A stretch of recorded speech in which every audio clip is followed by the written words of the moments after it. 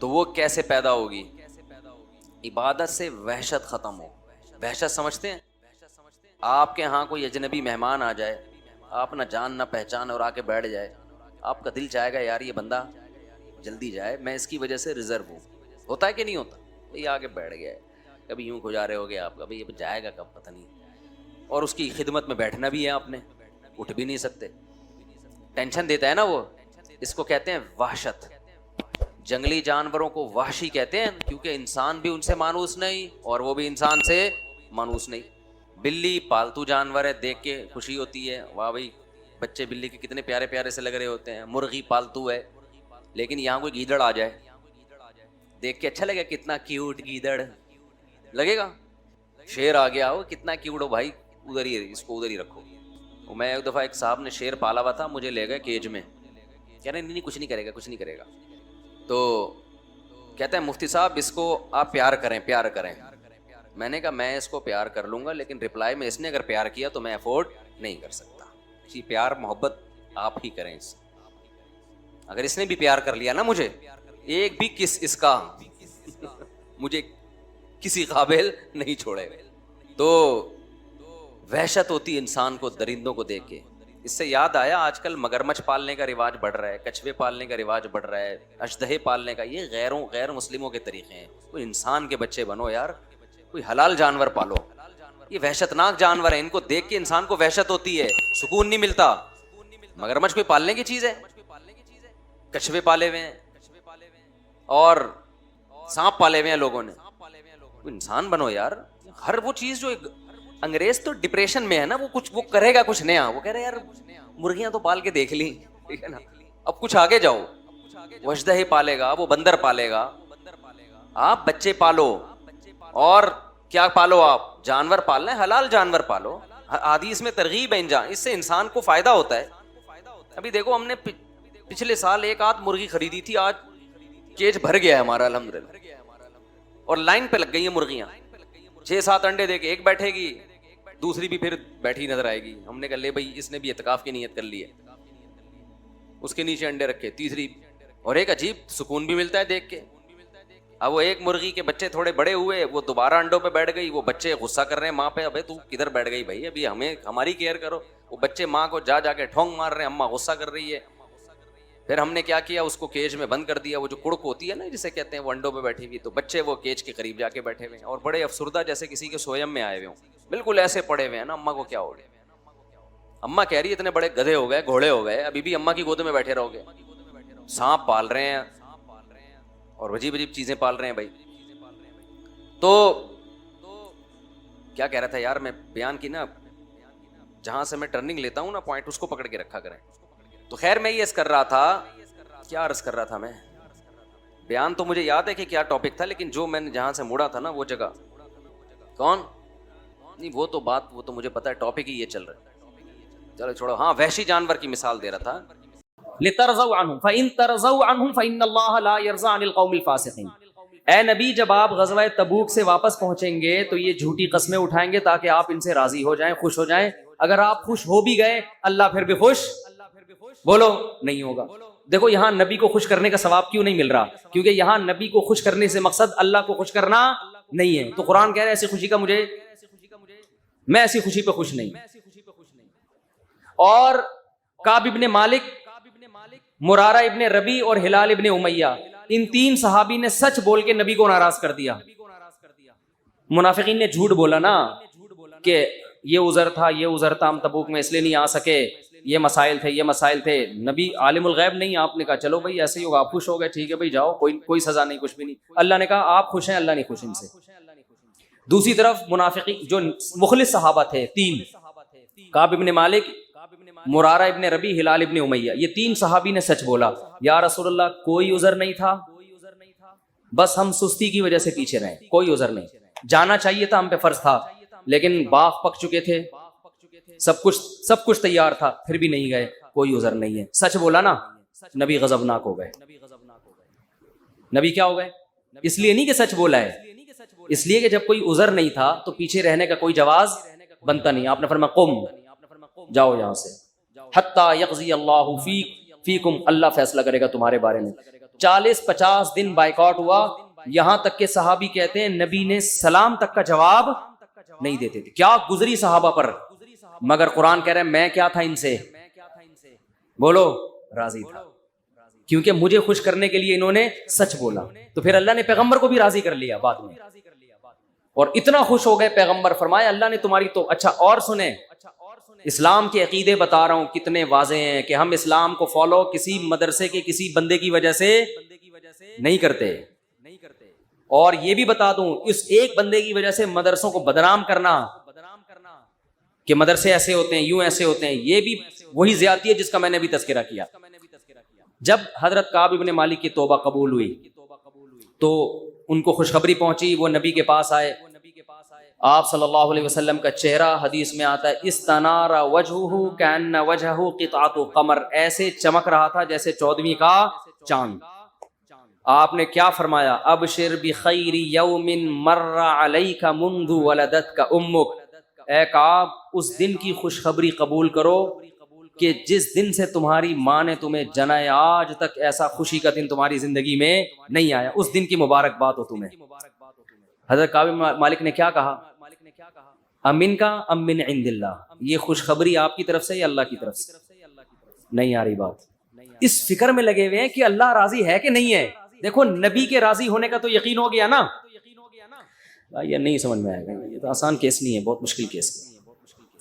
ارے جب نبی کا چہرہ 14ویں رات کی طرح چمکتا ہوا دیکھ لیا، نبی مبارکباد بھی دے رہے ہیں کہ خوشخبری ہو اور سب معاف، بس اب میں راضی، اب میں خوش، تو کعب ابن مالک کو فکر کیا لگی ہوئی ہے، نہ یا رسول اللہ ذرا کلیئر کریں بات، صاف بتائیں یہ خوشخبری اللہ کی طرف سے ہے یا یعنی اللہ بھی راضی ہوا ہے کہ نہیں ہوا؟ فرمایا لا بل من عند اللہ، نہ میری طرف سے نہیں، کس کی طرف سے؟ اللہ. میں بھی اس لیے خوش ہوں کہ اللہ خوش ہے، اللہ نے معاف کر دیا ہے، اس لیے میں بھی خوش ہوں.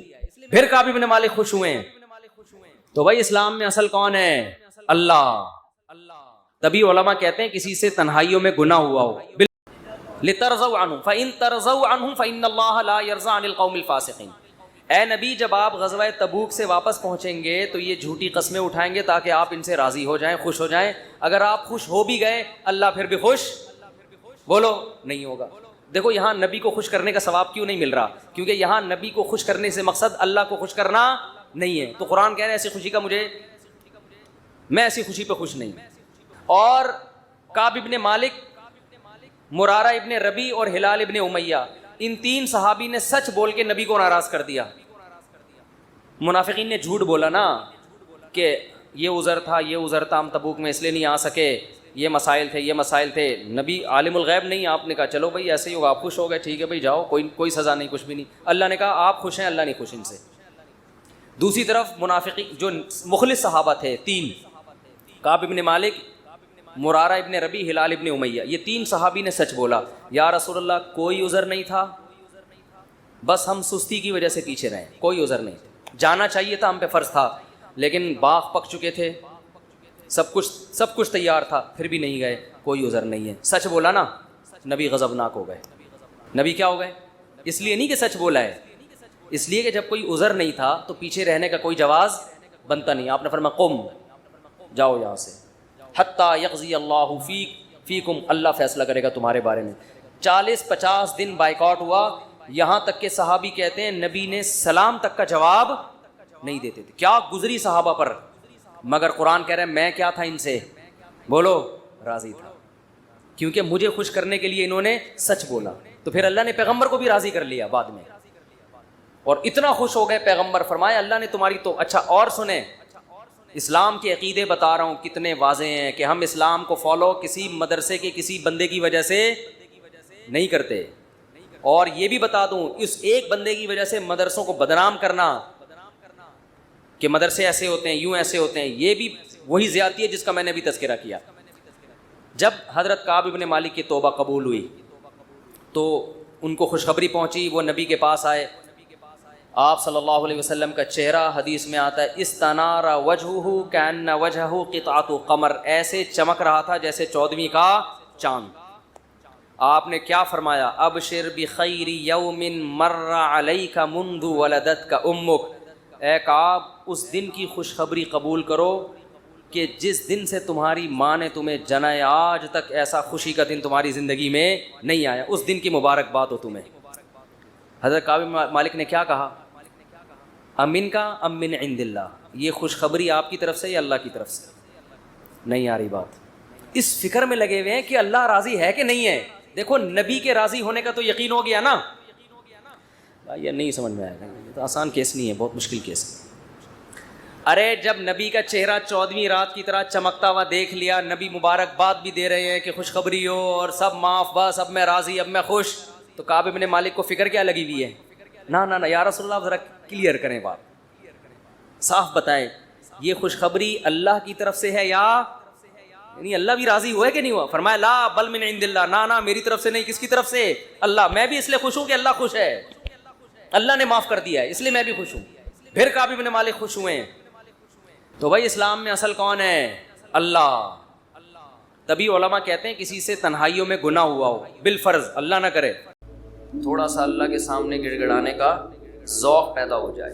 لیکن ہمارے ہاں جیسے ایسے لوگ آپ کو ملیں گے جو سال میں ایک دفعہ نہاتے ہیں عید کے دن, وہ بھی کوئی مشورہ دیتا ہے ان کو, تو ایسے لوگ بھی ہول سیل کے حساب سے موجود ہیں جو سال میں ایک دفعہ دعا کرتے ہیں, اور وہ اس لیے دعا میں آتے ہیں کہ چلو کبھی زندگی میں توفیق نہیں ملی تو آج ختم قرآن ہے, دعا میں شریک ہو جاؤ.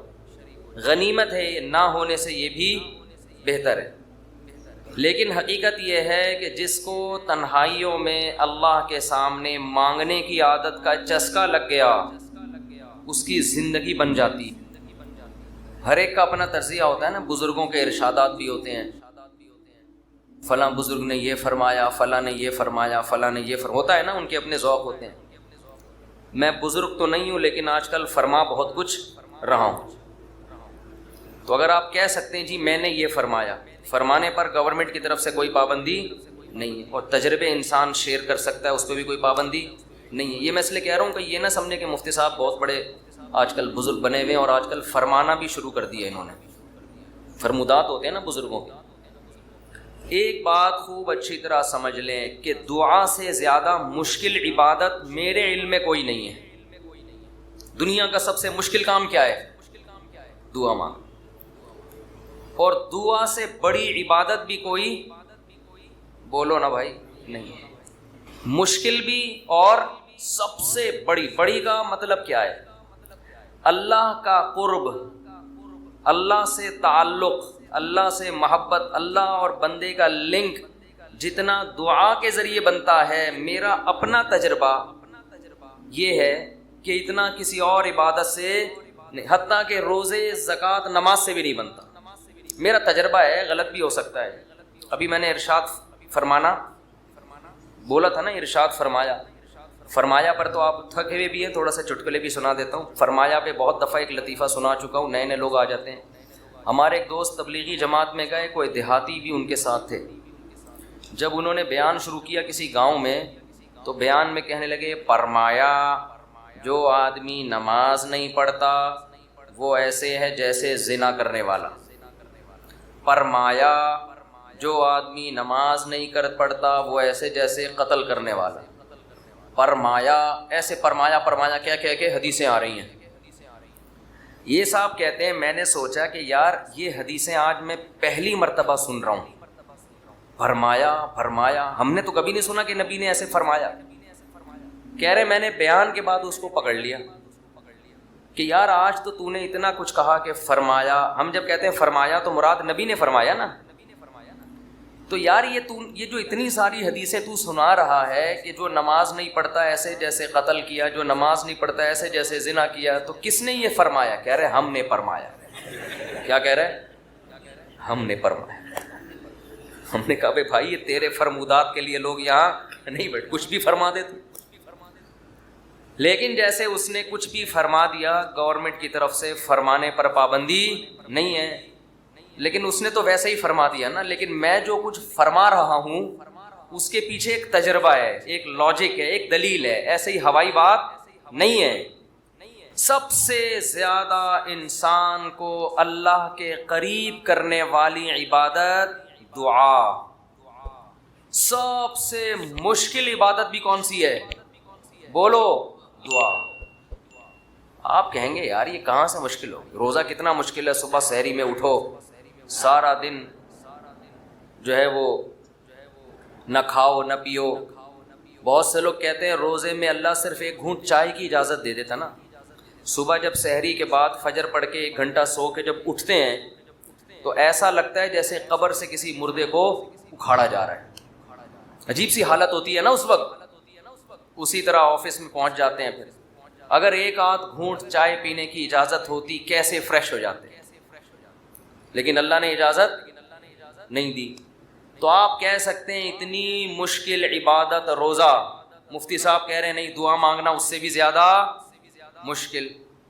نماز کتنی مشکل عبادت, لیکن مولانا صاحب کہہ رہے ہیں یہ فرمایا بھی وہی فرمایا ہے جو اس نے فرمایا تھا. یہ کیا ہو رہا ہے بھائی اس کو. دنیا میں سب سے مشکل بات پتہ ہے کیا ہے؟ الفلاحیہ کا اسپیکر ٹھیک ہو جائے. حقیقت یہ کبھی ٹھیک, دیکھو اسٹائل دیکھو, ادھر بھی لگا ہوا ہے, ادھر بھی رکھا ہوا ہے, ادھر ایک اور لگا ہوا ہے, پھر بھی بیچارے لگے رہتے ہیں. یہ کہتے ہیں جنات ہیں. تو آپ کہہ سکتے ہیں بھائی کیسے مشکل ہے. اصل میں دعا, اور ایک اور اشکال ہوگا, آپ کہتے ہیں لوگ تو بہت دعائیں مانگتے رہتے ہیں. کتنی دعائیں مانگتے ہیں نا, صبح شام دعائیں